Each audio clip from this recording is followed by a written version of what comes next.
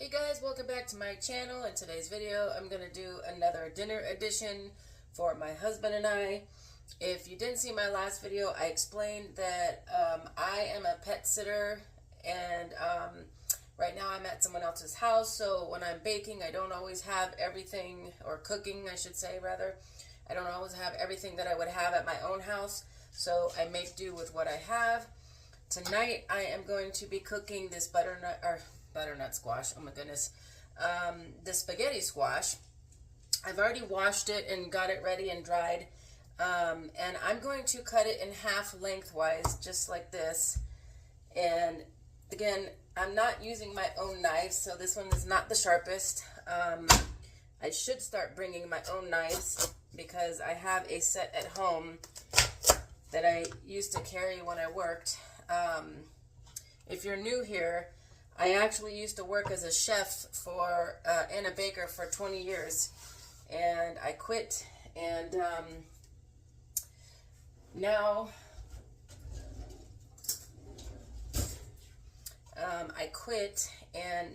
I am focusing on the pet sitting and dog walking that I do, and then also I recently got a cottage license, so now I can sell out of my house, which is awesome. I've been wanting to do that for quite some time.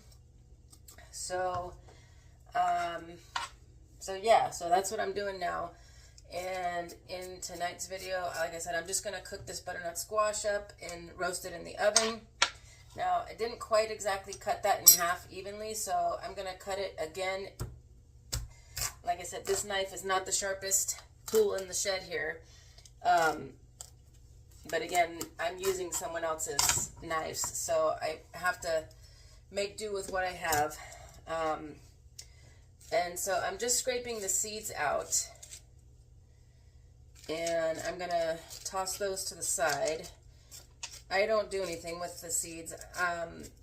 I don't think that they're anything like pumpkin seeds. I've never tried roasting them, actually, so I don't know what they taste like. But let me know down below if you guys have tried roasting these kind of seeds, and are they any good? But for me, I find it's too much time and effort, and I think you don't yield much out of it, so I just toss them. Or if you have room for a garden, you can plant the seeds and grow your own. Unfortunately, I don't have a place big enough to grow a garden, but it would be nice if I did. So we're just going to toss this to the side here for now.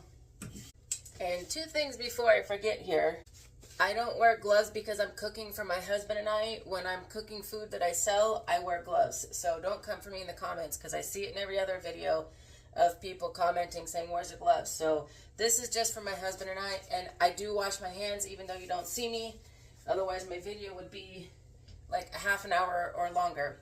So I try to make it shorter for you guys. And second thing is, if you're not subscribed already, what are you waiting for? Hit that like button and hit the subscribe button so you get all future notifications. I'm going to be doing baking and cooking tomorrow. I'll be making a video of some baking I'm going to be doing, so be on the lookout for that.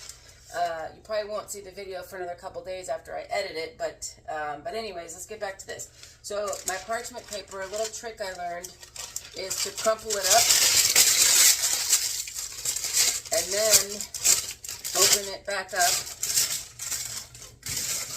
and it helps it lay flat instead of being all over the place. So what I'm going to do is sprinkle this with a little bit of, you can use canola oil, olive oil, whatever you want. I'm just using some extra virgin olive oil here, and I'm just going to sprinkle it a little bit on there. And then I'm going to take my seasonings. I'm going to do a little bit of paprika, and I like to just, this paprika is a little on the spicy side, so some paprikas are more spicier than others, but this one happens to be a little on the spicy side. But then I'm going to take some dried basil. You can use fresh if you want as well, but I'm just going to use a little bit of dried. And then I'm also using some thyme, and I'm going to be using some oregano as well.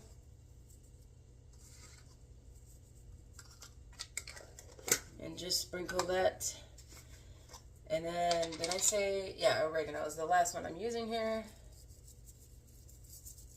And you can really put any spices you want on here, but I get sick and tired of using the same thing all the time. And I'm also going to make a little spicy with some red chili flakes. And this, you definitely don't need a lot because this stuff can be a little on the spicy side. One thing I forgot I'm going to go grab real quick is some salt.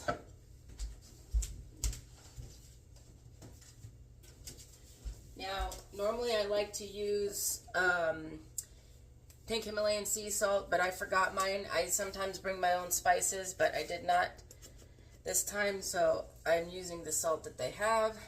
No big deal. You use whatever you got. Okay, so we're just going to leave it like this, and I'm going to kind of spread the oil and get it up onto the top here so that when it roasts it doesn't like get dried out. And then I have my oven preheating already. I have it at 400, and I'm gonna bake this for probably about a half an hour or so. So I'm gonna go ahead and throw this in the oven, and we'll be back when it's done. And in a little bit, when this is closer to being done, we are going to have steak with dinner. So I'll show you that. All right, so now we're on to the portion where I'm getting ready to cook the steak. I have my stove on about medium heat, and I'm going to dump a little bit of olive oil in there and get it nice and hot. Now, I had my steak marinating for a couple of days, actually. I used this Japanese barbecue sauce, and it is really good.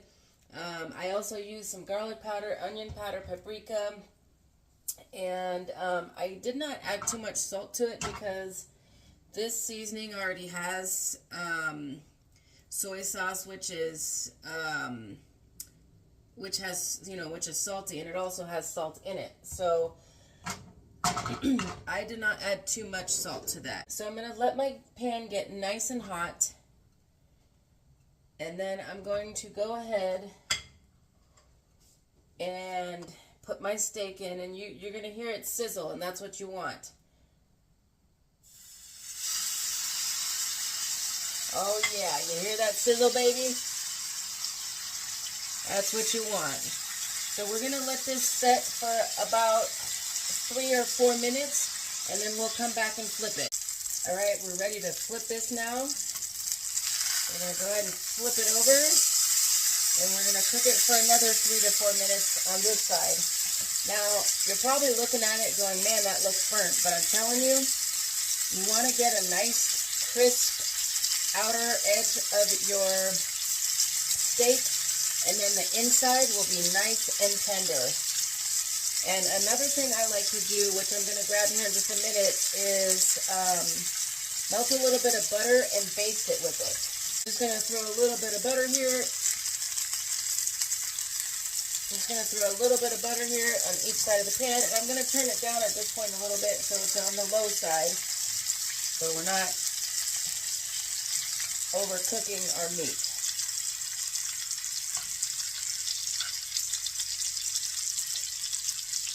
So now that the butter is melting, I'm just going to take it and I'm just going to start basting it. And I'm telling you, oh my gosh, this adds so much flavor and makes it juicy and tender. So I'm going to come back in a minute again when I'm ready to flip one more time, and I'm going to baste the other side. All right, we're back and we're ready to flip one more time. See how nice and brown that is? That's what you want. It makes for a nice crust. So I'm going to go ahead and actually baste this a little bit. And then I'm going to take the temperature and see about how much longer we have left to go. Now, my thermometer just broke. It still works, but I need to get a new one. So make sure you have a good thermometer that works and takes temperatures correctly. Like I said, this one just broke, so I have to go get another one. This is one that I take with me when I travel for pet sitting because, oddly enough, some of my clients do not have thermometers. So right now it's at 128 and climbing. I like mine at 135. So I think we're good. It's 133. By the time I take it off, it's going to carry over. And then we're going to have a nice looking steak. I'm just going to flip it one more time and baste it here one more time. I'm going to turn the heat down, and I'm going to set this on a pan, and I'm going to let it rest for about 5 minutes before I cut into it. Otherwise, the juices will all come out. Alright, so while the steak is cooling, before I cut it, my spaghetti squash is now out of the oven. And what I am going to do is scrape it into a bowl here. So it's still very hot, so I'm going to grab a fork and kind of poke it in there and just scrape out. It should scrape out really easy once it's done. Now this was in there, I said about 30 minutes, but I think it was probably actually about 40 to 45. It just depends on the size of your squash and temperature of your oven and all that stuff. So like I said, it took me about 40 to 45 minutes for this to be. It also depends. If you like it a little more al dente, then you can cook it a little bit less. But I, myself and my husband, prefer it to be a little more cooked. So, and sometimes another thing I add on here, which I didn't do this time, is a little brown sugar to kind of sweeten it up a little bit. But I think because of the spices I used, I don't think the brown sugar would really go that well. Alright, so I've got one in here. I'm going to do one more because that won't be enough for the both of us. And then I have another little slice over there that you can see. I'm probably going to save that for my lunch tomorrow. Or maybe even breakfast. I don't know. I'm not a huge, actually, breakfast person. I eat kind of an early lunch, late breakfast. And sometimes I have breakfast food and sometimes I have lunch food. It just depends on what I'm in the mood for. But I'm not a huge breakfast person. I'm so used to, when I was working in kitchens, getting up at 3 o'clock in the morning to be to work. I was not hungry at 3 o'clock in the morning. So I don't get up at 3 o'clock in the morning now, but I still do get up early. My internal alarm clock wakes me up usually at 6 every day. So yeah, that's fun. Trying to sleep in is impossible. Alright, so we've got this all in here, and I'm going to add a little bit of butter to this as well. So I've got some butter just diced up a little bit. I'm just going to dump that in there. And while that's doing that, we're going to go back to cutting our steak. Alright, our steak is ready to cut now. And you always want to cut with the grain. Nice thin slices. Well, I like mine thin anyways, but so look at that piece of steak. That is perfect for me and my husband the way we like it. If you like yours a little more cooked, you cook it however you like. I like mine a little more rare. And in the center, when you get closer here, it's going to be probably a little bit even more pink because it's the thicker part of the steak. But this is perfect for me. It's, oh, and it looks so juicy. I can't wait to take a bite into this.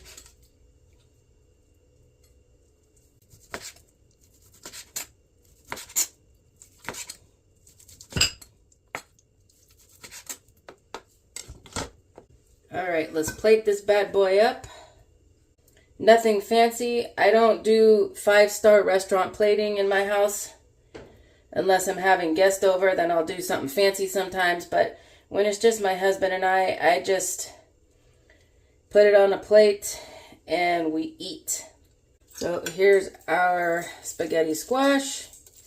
Now you can use this in place of pasta too. If you're on a low carb diet, it's a lot lower in carbs than regular pasta. All right, so there you have it. All right, let's go ahead and try a bite of this. Don't mind the fact that I'm in my pajamas. It's on the later side where I'm at, and I'm tired and don't feel well today. So here is the piece of steak. So tender and so juicy. So good. Oh my gosh, I'm telling you. You gotta try this method of cooking. It just makes the steak so tender. Not only the method of cooking, but the marinating for a day or two is really key to that. And let's go ahead and give my spaghetti squash a try.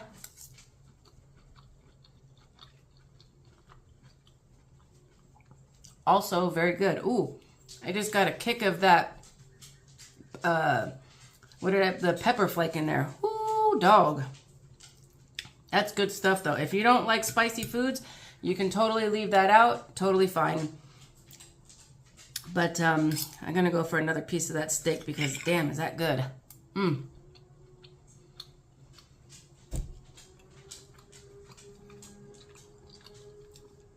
If you guys try this, let me know how you like it, and let me know what your thoughts are of this video. Let me know what kind of recipes you want to see me trying to make. I will be doing baking as well, but for right now, until I get going with that, I'm just going to start recording my dinners, my lunches, and whatever I'm making so you guys can see. So, manja. And hey, don't forget, if you're not subscribed, what are you waiting for? Hit that subscribe button and notification bell, and hit that like button down below, and leave a comment. Let me know what you thought of this dish and if you want to try it, and if you do, how it turned out.